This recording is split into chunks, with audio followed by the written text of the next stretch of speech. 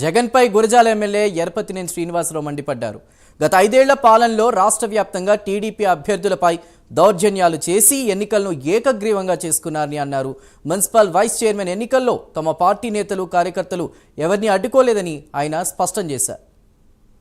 Pulivendula MLA YS Jaganmohan Reddy ఒక media సమావేశంలో మాట్లాడుతూ పిడుగురాల మున్సిపాలిటీలో ఒక కౌన్సిలర్గా లేని తెలుగుదేశం పార్టీ వైస్ చైర్మన్ ఎలా గెలిచింది, వాళ్ళు ఏదో దౌర్జన్యాలు చేసి గెలిచారనేది కూడా మాట్లాడడం జరిగింది.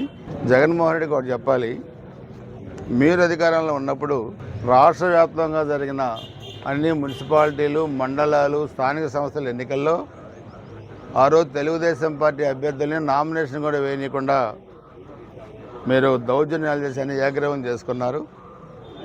ఆ రోజు పిడుగురాల మున్సిపాలిటీలో మా అభ్యర్థులు నామినేషన్ వేయడానికి వెళ్ళినప్పుడు మీరు ఎలా అడ్డుకున్నారో మీరు ఆ వీడియో కూడా మీకు పంపిస్తాను, మీరు కూడా చూడండి. నేను మీడియా కూడా రిలీజ్ చేస్తాను.